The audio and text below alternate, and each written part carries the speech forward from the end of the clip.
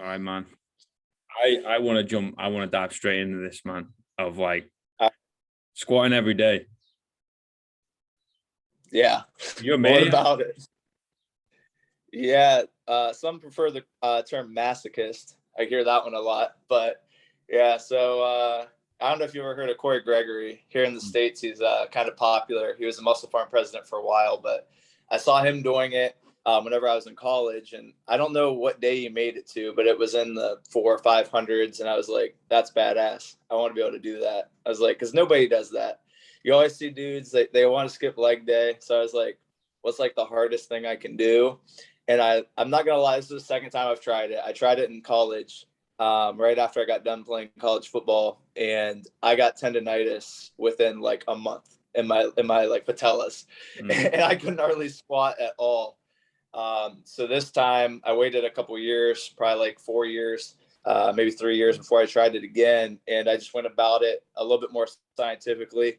I think that time I just kind of went in and tried to max every single day because I didn't really research it. I just saw him doing it. I was like, I want to do that. But this time I actually like took time and broke it down. I have a spreadsheet that I update every single day, and I have like what the minimums are rather than maximums. Because people are like, well, how do you know what you're going to do? I'm like, I really don't. I know what the minimum is, but like today I felt really good.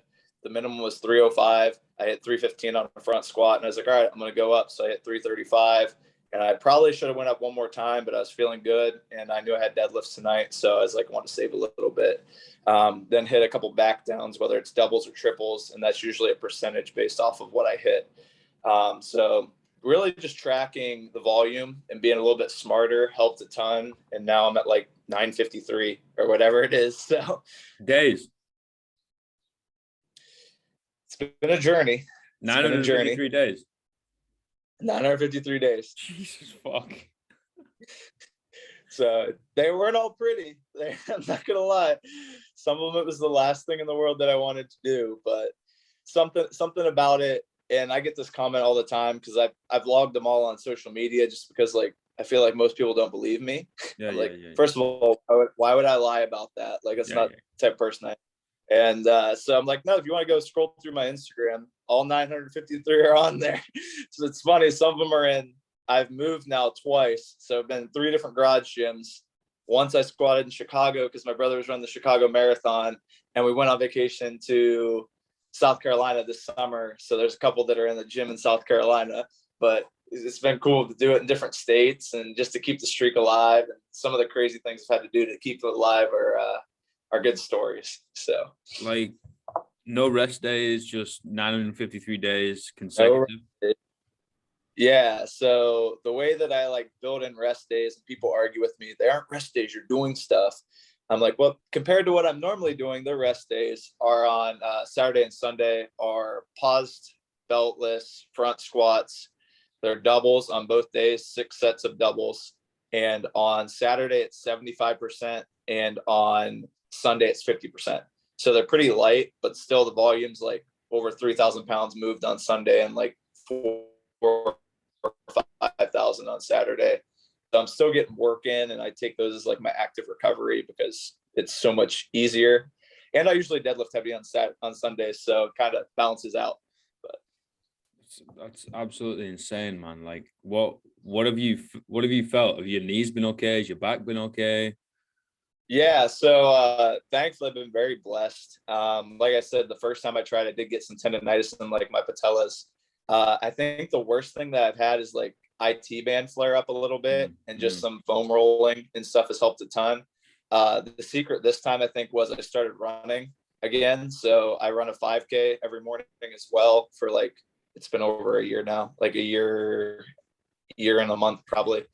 And it's super easy. Like I'm not going out there and racing it every day. Some days it's 38 minutes for a 5K, which is a terribly slow pace, but it's an active recovery. It gets the muscles and blood flowing. And I think that's helped tremendously with just staying healthy and being able to recover in between, because I mean, you got 24 hours pretty much from the time I finished to get ready for the next one. So that's been huge. And started using the Normatec. I don't know if you're familiar with that. It's like a compression boot with air. We use those a couple times a week. And that's helped a lot. But no, generally been pretty healthy. Maybe a tweak here or there, but nothing that I couldn't push through. So you squat and run a 5K every day. Yeah, that's how I start my morning. So I always like to think like, well, if this is the worst part of my day, it's got to get better than this. Yeah, it has to. So yeah. do something hard morning, the day's easy. That's it. That's totally right. Like fucking running is the worst thing on the planet. So, you know, if you get that done in the morning, like it's uphill, it's downhill from there, right? It's gonna be fucking plain sailing. Exactly. I think I've legitimately found the craziest motherfucker on the planet, man. Do you know who David Goggins is? Yeah, I know Goggins. Yeah. Okay. So I read his book too, probably like a couple 100 days in the squat every day. And every time someone's like, oh, like that's not the most efficient way to train, I'm like, I understand that. I'm like, I'm not just training my body though, I'm training my mind. Oh yeah. 100%. And I like to think that the way that I do that. So 100%. Like me and my mate here, right, and my flatmate, we actually live together. Like we basically got an unwritten rule that if we talk about something too much, we got to do it, right? And even if it's like it comes up twice, you know, you can shoot some shit with some buddies and you're like, okay, fine, we're just chatting some shit, whatever, it's done. But if it comes up twice, it's like, well, you spoke about it too much now. And you're like, oh, motherfucker, I've got to go do it. And eventually, like inevitably, next week, we're going to do 24 hours of the workout Murph. Oh, there you go. That'll be a tough one. Yeah, so I completely understand. And Goggins is one of our heroes, you know. Yeah. He's definitely someone that like gets you through some dark and rough times and makes you uncover parts of yourself that you never even thought was there, right? Right. Just believing that you can do a little bit more than you even think. So that's why I'm always trying to find new challenges. Like obviously squat every day is the challenge and the 5K, but it's to the point now where that's just what I do every day. So I don't really think of those as challenges. My favorite thing that I've done is I pulled 600 pounds beltless without straps and then ran a mile in 5:35 right after it. Like as soon as I set the bar down, ran a 5:35 mile. And I was trying to find if anyone else had done that because I'm like, most dudes that pull that are bigger dudes, so probably can't run a sub 6 mile. I think Nick Barrett tried to do 500 and sub 5, but he didn't break 5. So I was like, all right, that's probably uncommon amongst uncommon. So oh yeah, totally. Yeah, no, I completely understand those things. Like this, it's like that voice in the back of your head, right, telling you you're a piece of shit, and you've just gotta prove that wrong. Like a lot of people will, you know, a lot of, I'll say average Joes, right, will look upon yourself, Goggins, Jocko, these types of people, right, and be like, oh, they're the most narcissistic motherfuckers on the planet. Like they just live their life through their ego, and it's like, no. It's literally like defeating the inner bitch, as fucking Goggins says, right? It's defeating that voice in the back of your head that says you should just lie down and quit. Yeah, no, and I think that generally speaking, I mean, I know Goggins' story really well. I've listened to Jocko. I don't know his childhood, but similar background. You know, trauma plays a big factor, I feel like, into a lot of these people who grow up and become badasses, for lack of a better term. I know growing up, we didn't have the best home life. My mom's an angel, but grew up in a house with domestic violence and a single parent, you know, raising 2 kids and, you know, moving all the time, going to 3 schools before I was in 2nd grade. Like, I get it. We've been through it, free and reduced lunch, whatever it is. First person in my immediate family to get a college degree. So like, I feel like I've always kind of had shit stacked against me. Was always like a small kid, played, you know, football and track and stuff. And so always one of the weaker kids on the team. So now it's kind of like, yeah, if I can come from that, I don't care what your excuse is, it's not valid. Like I was literally the weakest kid on the team as a freshman in high school in football. It's like, now it's like I'm pound for pound one of the better deadlifters probably around. So it's like I have no special ability. I have no talent. It's not talent. It's just showing up every day, like we talked about at the beginning. You know, getting a little bit better, committing to something for the long term, and sacrificing the instant gratification of, you know, going and hanging out with your friends or partying or whatever it is, whatever your excuse is. It sucks, you know, and just getting it done every day. So like that's inspiring as fuck, dude. and I relate to that really, really hard. And it's funny, the likes of, you know, the types of people like we are usually have to do this type of shit so we don't go like mentally insane. Yeah, I agree. You know, it's kind of a weird thing. They're like, well, why do you do this? You know, Seth, why do you squat close to 1,000 days in a row? Why do you run 5K? I was like, well, what happens if you didn't? Yeah, You'd be the exactly. most unhinged motherfucker on the planet. Right, exactly. So yeah, so how I actually got into like powerlifting, not even squatting every day, but just lifting in general, was like I always lifted when I played football and that. And I ended up playing college football at a school called Mount Union. They're a small school in Ohio, but they're pretty good. And whenever I was done with football, I was trying to figure out, I was trying to pivot. All right, what's my next move? Like I knew I was going into education, I was teaching, but like, what am I going to do physically? Because I'm a competitive person. Like I don't care what it is. Like if we're playing chess, like I'm trying to beat you. Like it doesn't matter what it is. So I tried CrossFit. I liked it, but it wasn't for me. I could not compete with like the Olympic lifts. I wasn't familiar enough with them. But I knew I needed something where I was like redlining like that. I loved how I felt at the end of a workout, where it was like that voice in your head kind of shuts up because you're just so focused on trying to, catch your breath and not die. Right. So you can't really think about anything else. The demons kind of go away for a minute. So I love that feeling. And then somebody's like, well, you're pretty strong though for your weight.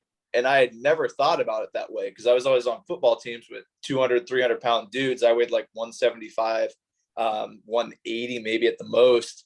And I was like, man, I'm weak compared to these guys. And they're like, well, but powerlifting, there's weight classes. So you'll be competing against people your size. And I was like, oh, well, I'm used to competing against these big dudes. Like, what are they doing? So I found out about it. There was some stupid record in my state.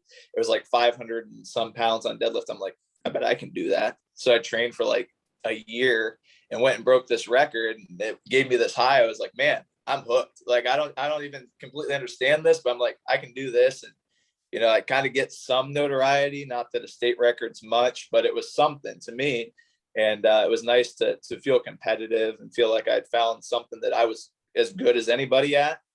And ironically now, I just made a post about it the other day. I was like, people are like, why don't you compete? Because I haven't competed since COVID started. And I was just like, I don't really, the state records don't mean as much anymore because it's like, I've been there, I've done that. Like I looked up the Ohio one the other day for deadlift, just being curious. It's like, I could go get that, but like, it doesn't mean I've done that. Like I want something new. I want that next challenge. So I think that'll be, eventually qualifying for a bigger meet where there's some, like a national. I've qualified for nationals, but going and being competitive, being able to place in the top 25 or something, have a legitimate chance at being someone competing rather than just going and saying, oh yeah, I got 200th at nationals. Like nobody cares. Like probably only 200 people went. Mm-hmm. So I kind of just always wanted to be like at the top of the game and not just going for a participation trophy. That's kind of what's driving me right now. Even though I'm not currently competing. Well, when are you going to stop the squatting every day? Would you stop if you're going towards a powerlifting competition? Probably not. I mean, I don't know. Right now, like, I don't want to say when I'm going to stop because, like, everyone asks that. And I'm just like, one day I'm not going to be able to, whether it's an injury or, God forbid, something, a crisis happens or whatever. There will be a day where I can't. Mm-hmm. And it'll end. I don't know. At 1,000 plus for sure. I don't know. I didn't honestly think I'd make it to 953. When I started, I was like, man, if I can do it for a couple months, that's pretty badass. And I was like, man, if I can make it to a year, and it just kind of, it's been never ending. It's like wanting to add 5 pounds to your PR. It just never ends. You're like, yeah, I think I could hit 5 more. So that's kind of where I'm at with it right now. I don't have anything planned on when I'm going to end it. If I did a meet now, which I could probably do one pretty soon because I like to stay relatively peaked, I would probably still just squat every day. I would just maybe rotate it so that my front squats were right after it or something to make it work, but I would probably find a way. Wow. Do you mess around with overhead squats? I have. The problem is my garage right now it's not tall enough for me to do it with plates on, at least. So I don't right now, but in college I did a lot because I was trying to do the CrossFit thing and, you know, the snatch, balance and all those things. And great thing for deadlift is having long arms. Terrible thing for snatch or any overhead movement is having long arms. So it's kind of my Achilles heel.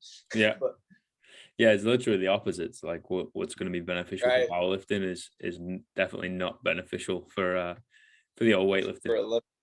Right. I agree. I agree. Can't have it all. No, you can't have it all. No. And then you kind of blend and go super strong on the strongman. You're like, well, yeah, you're going to be good in powerlifting, but let's see if you can actually snatch a barbell. Right. Yeah. I watched some strongman. Whenever I was younger, I used to watch all the time at my grandparents. For some reason, I feel like it was always on at their house. And like just like their cleans, whenever they like catch it on their stomach and stuff, I'm just like, that's wild. That's so crazy. Yeah, those dudes are just not. They like rest it on the belt, get underneath it. They turn it into like an incline bench. You're just like, I'm not taking anything away from the sport. I think it's incredible, but at the same time, like, fuck that. I think that's the thing too, is like just having like an admiration for all the different, you know, whether it's weight, strongman, power, like CrossFit, even like I'm not a big CrossFit fan, but there are some badass people that do CrossFit. So I'm not taking any, if that's what you like, dude, whatever it takes. It's been really cool. My fiance and I, she's into lifting too. She loves benching. And it's so funny because I'm not a good bench presser. I have long arms. It's hard for me. I'm working on it. But she loves bench press. She benched 195 at like 150 pounds, 145 pounds. For a girl, that's pretty darn good. And she's a basketball player. So I'm like excited to see what she does whenever she's done with basketball, what her next step's going to be. But yeah, I just have love for anybody that's like pursuing something that they're passionate about. That gets me fired up. I love talking about people. I don't care if it's photography, whatever it is. If you find something you love, like that is the coolest thing to watch somebody like be passionate about something. Oh, 100%, mate. You see the fire behind someone's eyes and it's infectious, right? Like it just fires you up to go do something, whether it's like, you know, just go for a walk or something. You're like, oh my God, I've got to go do something. And the crazy thing is like with humans, it could be literally anything. Like there are some people that are like so passionate about like cooking, you know, or something that we do that's monotonous to us and we could care less about, and they love it. That's the thing that gets them going. So it's just cool to see people have like this diverse nature about them and be the same species, but have such different things that, you know, inspire us and make us want to push. It's cool. Do you have something like that outside of the fitness realm?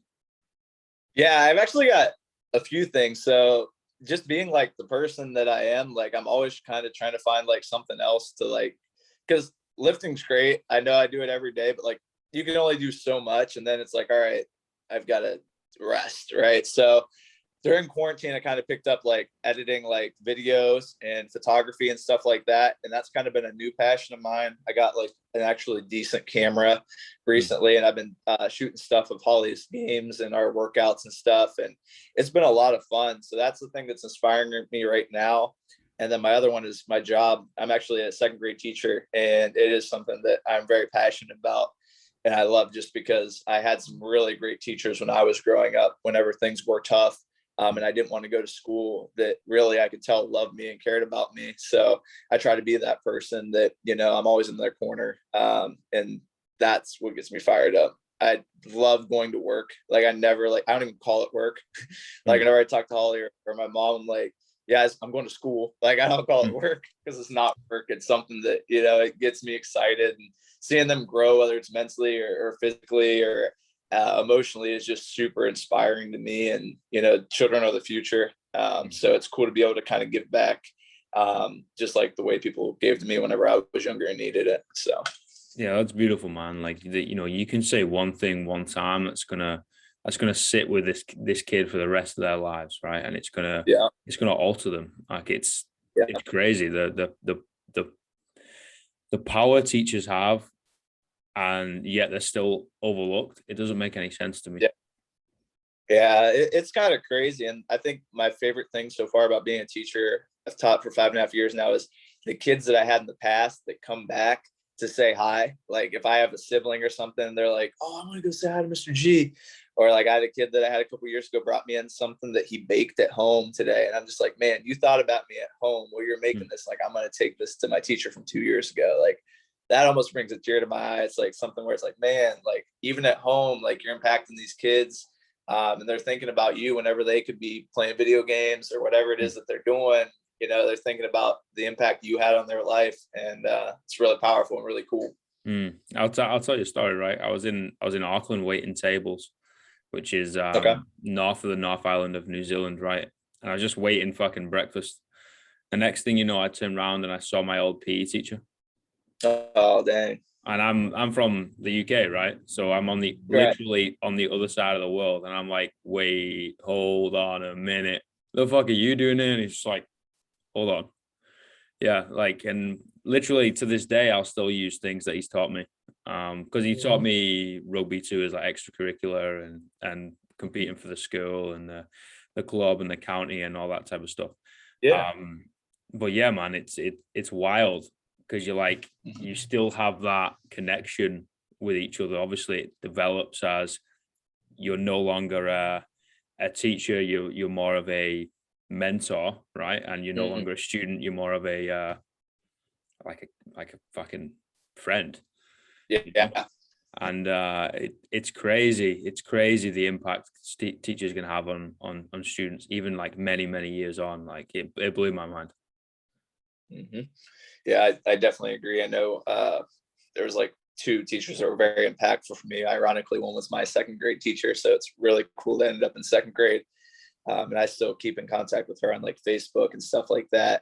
And every time she comments on something, like, I'm here because of you, like because you cared about the little 7 or 8 year old kid that didn't want to come to school. Like, that's the reason why I'm here. Then my one football coach, and we keep in contact too. So it's really cool just to watch their families grow. As I remember, like when their kids were born, and now they're like, 8, 9, 10, and just to see them go through their stages of life. But still, like you said, now we're more like friends because we're both adults now. It's just really cool to see the relationships that continue, how they kind of like develop and change over time, but are still there. Yeah, going back to passion, I think it's really important that people have passions outside of the gym as well as having the gym as a passion, right? I something that I've been playing around with is like that poetic warrior, that philosophical fighter. You know what I mean? You need to be able to do both sides. Because like you said, you can only ever be in the gym for so long. And, when you're younger, you're usually in there for a fucking lot of time. And then when you get a bit older, you're like, wait, hold on a minute. I can give you like 60, maybe 90 minutes, including a long warm up, and then I'm kind of done. Whether it's time management or, your body's just telling you no. And I think it's really important to be able to like replenish the mind too, right? I agree. It's very important. I think it's probably something that's not done enough. And I feel like there's this kind of, I don't want to stereotype all fitness people, but a lot of fitness people I feel like are one-dimensional. And like if the gym was taken away from them, I'm not sure they would know what to do. So that's why I think it's important to have other things, like you said, that you're passionate about, whether it's photography, cooking, whatever it is, have something that you pivot to, even if it's just a time where you're feeling burnt out from the gym and you need something else to just get that same kind of fix from, that's not physical, and heal up a little bit. So yeah, I think that's super important. And just, there's a saying, and I forget what it is exactly, but something along the lines of like, the stronger you are, like pretty much like the more caring you can be. And I like to think of that one, especially with my students, because like a lot of them, they know that I work out because they can like, they see like my muscles and they like make me flex and stuff like that. But like, I don't talk about it often or really at all unless they bring it up. So for them to not know like who I am in the gym, like if they would see me like deadlifting, they probably wouldn't even know that was me. Like, so it's just kind of funny how I can like flip that switch and be like super like aggressive and passionate in the gym, and then be like super loving and passionate in the classroom, and just being able to have both sides. And I feel like that's just huge. Like the stronger you are, like the more like open you can be. And I feel like it almost kind of gives you like a sense of comfort, because you're like, no one can kind of like give you a hard time about being soft, because like you can kick their ass, right? So it's that confidence, so it's like, right? kind of like, Yeah, like to put it simply, I mean, that's kind of what it is. It's Mm. like, yeah, like I'm not going to mess with him because I've seen what he can do, but he's also got like this gentle, docile side of where he can go there if he needs to, and just being able to balance those two. Mm. I think that's really, really fun because it's definitely opposite ends of the spectrum. Mm. I So, think it's really important for a male, right? Because we fear the unknown, and usually when men are scared, they usually turn to aggression. Like, let's just rip its head off, kill it, and then we don't have to fear right. it anymore because it's dead. You're like, Yeah. whoa, hold on a minute. That's like the most barbaric way of dealing with things, and Right. we're in the 21st century now, and we can't do it that way. Mhm. So it builds up that sense of internal confidence of, oh, okay, yeah, like you said, if shit really goes down, I've got my Mhm. own back and everyone else's back around me. However, Yeah. I also have the confidence in my own ability and the strength of mind to be able to divert away from that and to be able Mhm. to, either feel feelings or talk things out or whatever it is, right? You're familiar with Jordan Peterson, I'm sure, right? Yeah. Yeah. So it's like his quote about like young men need to be a monster, right? Like, and he doesn't mean, like you said, go and kill everything that you feel scared by, but being able to have that under control. There's Mhm. so much power in that. Mhm. Using the gym or boxing or running or whatever your go-to is, being able to get out those aggressive feelings in a way that's safe for yourself and everyone else. There's nothing better than that. You can still get that, and then you can come back down and you can be that loving, gentle person, and fit into society, right? Because if you were like that all the time, those are the people who end up locked up. Mhm. They can't control those urges. So, Mhm. Yeah, I think it's really important that we teach this in school, like mhm. being able to do both. Like, I know back home, they think it was 70s. It was Margaret Thatcher who basically sold all the playing grounds for inner city schools and was like, no, PE is a luxury. Physical Mhm. education is a luxury. It's not a necessity. They should be in a classroom. So you're going to take some like young kids, right, with obviously a hyped up amount of energy, having no Right. idea what or why they're feeling things, in a pretty rough area most of the time. And then you can be like, nah, Right. you have to sit down and listen to someone that you don't respect talking about something Right. that you don't care about. I'm like, that's just Yeah. the dumbest thing I've ever heard.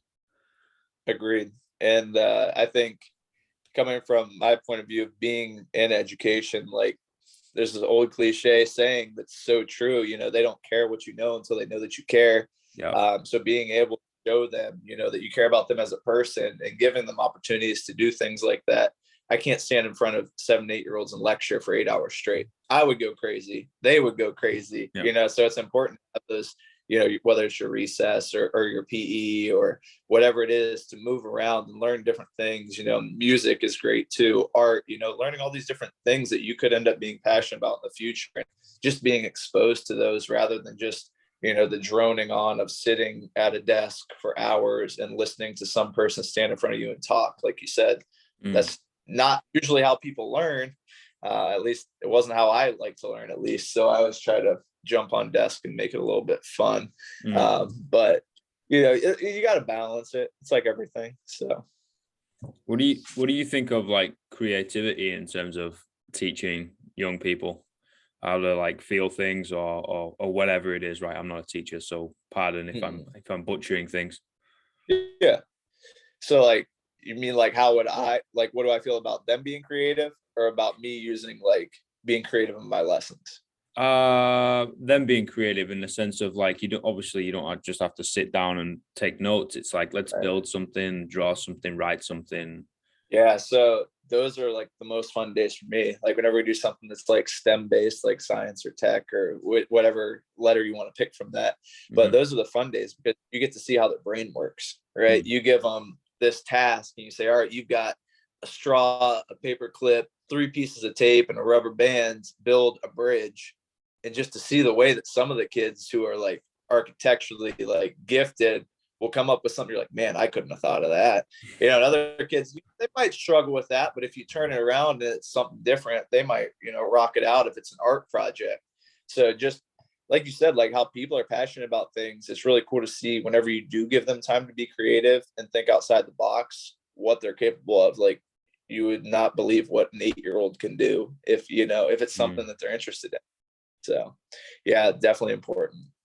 Yeah, I find that fascinating, man. That's something that I never even thought of until like coming here to New Zealand, and there's a couple of different types of skills, and they kind of, you know, push that a little bit more where they have a little bit more like creative freedom, and back home it's none of that shit. It's sit down, listen. If you don't, you know, you're getting bollocked, and it's like, okay, cool. You got to earn the right to go do PE and things like that, right? It's a little bit backward, like more militaristic. You know, you have to walk on the left-hand side. Why? Because it makes good workers or good soldiers. Like, it's all built on that, right? And it's still in that mindset. You know, yeah, it's improved. Yeah, okay, cool. But at the same time, yeah, I think it's fascinating, you know, just seeing the growth of the human mind, especially when it's immature, and just seeing how it can kind of like ping from side to side and create something that, like you said, we wouldn't even be able to think about as a fully grown adult. Right. Yeah, it's definitely cool. I know one year I gave them like this website that was like a free thing for them to practice coding, and it had like Minecraft or something on it. It was for kids. And it was crazy, some of the stuff that they could learn about coding. I'm like, I have no idea about coding on like a computer. And they could make it where it was simple, but it was like they could make whatever their character was go and do this and then jump. And like they were able to learn it because it was in something that was interesting to them and something that clicked with them. So yeah, never underestimate what they can do if it's something that they're interested in. Yeah, for sure. I mean, we're the same though, right? We're just big kids. Let's be honest. You know, we're interested in the gym. And you know, like you exactly. fucking 9:53 days in a row, 5K every day. Like, you know, you're interested in it. That's insane. Yeah. Thank you.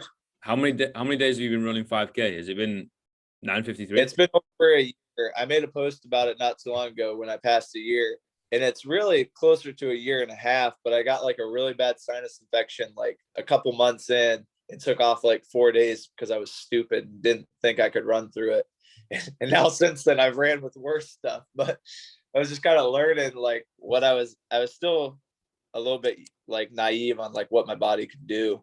And I think I still had like an expectation of, I have to run it in a certain amount of time. Whereas like now it's like, as long as I get it done, I put the work in. And then like I will hop in a race every once in a while. My brother's he's a pretty good marathon runner. And every once in a while I'll hop in like a 5K with him as a tune-up run. And it's always just kind of fun to push myself and see what I can do, since I don't usually run all out every morning.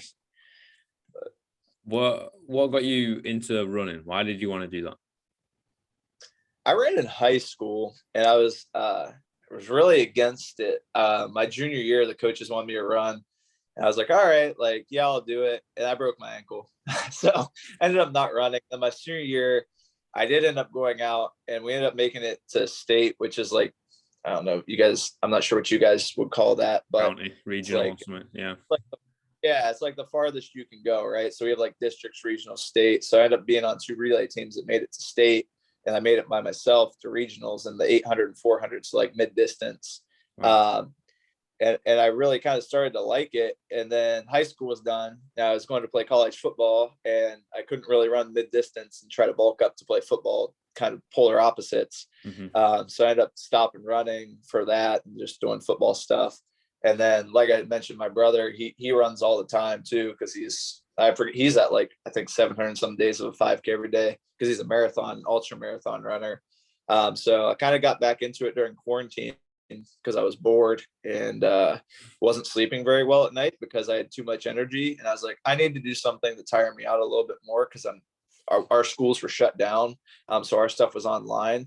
And I was like, this is just not the same kind of tired that I'm normally teacher tired. So I went and started running 5Ks, and kind of the rest is history. So I wish I had enough energy to go run 5Ks. But at the same time, I don't, because that means I would have to run 5K. Right. Yeah, it's definitely a double-edged. Hey? But yeah, it's just something to do, I guess. Yeah, 100% though. Like we've got quite a lot of hills around here in Christchurch, and I'm not gonna lie, I absolutely love hossing up the hills, like just kind of going for the treks. Like it's definitely, it's a different feeling, it's a different type than being in the gym, weightlifting, powerlifting, doing whatever. Yeah. And I think it's good for the soul, man. Like you crave it. I'm telling you, there's something about like whenever you get to a point in a workout, whether it's a run or a lift, and it sucks, and you can't think about anything but finishing the set or rep or your run, wherever your run, you're like, all right, if I can get to that tree, if I can get to that, you start picking things and you keep pushing yourself. There's something about that whenever it's just like the best feeling in the world, whenever you're done and you're like, man, like I'm not worried about anything right now. You're just riding a high. That's the best. Like after you hit a PR, you feel untouchable, and it's just, if you could bottle that up and sell it, you would be a millionaire. Like best feeling. Fulfillment, right? And you improve your confidence. Accomplishment too. Yeah, that's totally right. Like, and I tell you what, man, like working in a gym for like, a long time. The best thing in the world is seeing someone jump onto a box for the first time. Yeah. Because so much of it's a mental block. And as soon as they realize they can do it, it's like, oh, well now it's on. Like, what higher boxes do you have? Exactly. And I like, what barbell can I use? What can I run? Yeah. What can I row? It's crazy, but I've noticed that it's jumping onto a box for the first time just is a snowball effect. It's not squatting 200 kilos. It's not, bench pressing body weight or anything like that. It's jumping on a frigging box, it's so beautiful to see too. It's probably like kind of almost animalistic. Like think of like a bird leaving the nest for the first time. Like it's probably similar to that in some sense of like, okay, I've taken this next step where it's like, man, I didn't know I could fly, but I jumped and all of a sudden I'm flying, so I like that. There's something. Yeah. Bird leaving the nest. That's real good. Yeah. I'm gonna start using it. I mean, your nest, right? Like it's like breaking out of your shell, just expanding it, like the whole Goggins thing, like just realizing like, what if I could do that? And then you do it and you're like, what else have I been selling myself short on that I can do? Breaking out that comfort zone, right? Yeah, exactly. Yeah, that's totally right. So I got a question. Okay. What's the greatest piece of life advice you ever received? Greatest piece of life advice that I've ever received. I'm obsessed with this question, man. I honestly don't even know that this advice was ever given. It was kind of just like demonstrated. My mom's like the strongest lady that I know. And I don't mean like physically, like she's 5'2", like she's this little old lady, but she is the strongest person that I know. Just the stuff that I've seen her go through in life. And she worked like 2 and 3 jobs when my brother and I were growing up, and just really busted her ass to make sure that we had everything that we needed. Just being a hard worker and being selfless. If you do those things, just how like God always makes sure that you're taken care of. So that's something that I always try to like keep in the back of my mind. And a lot of the stuff that we do in the community here, it's like, man, like if I take care of somebody else, like I'm going to be taken care of too. So just kind of just living your life selflessly and working hard. And like I said, that wasn't really ever, I don't know that she ever came out and said that. It was more just leading by example. But it was powerful to see. So. Fuck, man, like I relate to that so hard. I grew up with just me mom for a lot of the time too. And yeah, mate, like I got so much respect for single mothers, especially when they've got to, double up on the jobs, triple up on the jobs, even more, you know what I mean? Just to do what is needed. And that's massive. Yeah, and I think especially raising boys as a single mother, that in itself, I mean, just being a young boy, I'm like, man, like the headaches that I'm sure I put her through. And my brother, he's 3.5 years younger, but and we weren't bad kids necessarily. Like it's just, you don't really know. Like, I mean, I can't imagine myself having to raise 2 girls. That would be very tough, just not knowing and not understanding because you've never been a young boy or just different life. So It's this the Tupac lyric, right? It's like, I finally understand for Yeah. a woman it ain't easy trying to raise a man. Yeah, no, like I love that song, by the way. But yeah, no, It's a great song, man. he hit it on the head. Like it's literally that. Yeah, It's like, how are she's you my supposed to hero. know? You're not gonna know. How are you supposed to know?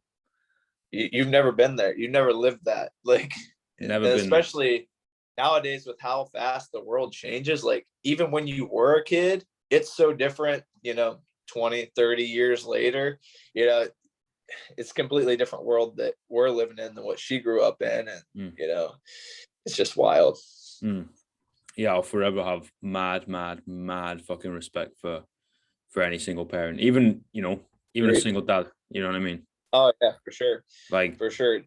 It's a little more rare, but I mean, it's the trials and tribulations that you have are the same ones. Just because you don't see it as often, not talked about or portrayed in movies or whatever it is. It's out there, and the struggles are equal. So yeah, I definitely agree. For sure. What about the worst piece of life advice you've ever received? Get a job that pays good. Such Nice. bullshit. Like, I mean, you mentioned it earlier briefly, like teachers aren't necessarily compensated well. It's not the worst. Like, I'm not complaining. I knew what I was getting into, and I chose it because it's something I'm passionate about. Like, don't chase money like that. There are so many ways you can get income. I know my brother and I are talking about retail a lot right now, and trying to get some rentals and stuff like that. There's so many ways you can supplement income, but if it's not something you're passionate about, you're going to be unhappy making six figures, so it's about finding something that you love doing and that doesn't feel like work, and something that you can picture yourself doing for years and years. And if you're doing something because you see how much they make, you're in it for the wrong reasons, to be blatantly honest with you. That's not where you find your fulfillment or happiness. For sure, man. I totally agree. And you're here once, right? So you want to feel a little bit happy while you're here, right? You don't want to have to be slogging away like a cog in a wheel for the fucking man. Exactly. Yep, I agree. Like, who is the man? What is this? We're not machines. We're supposed to be human beings. Exactly.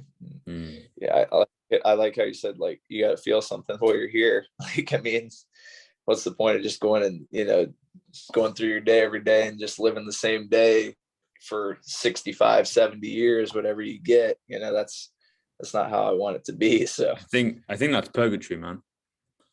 Like, of just repeating the same thing over and over and over and over. Like, yeah, it scares the shit out of me. Yeah, Groundhog Day every day would not be fulfilling, at least. For sure. What about 3 words you tell your younger self?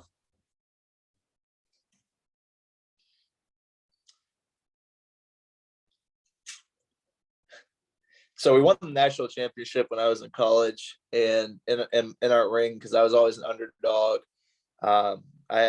You got to like scribe something inside of it, whatever you wanted, and I put anything is possible. So anything is possible, and just pretty much going along with, like we were talking about, like, you can do more than even you think.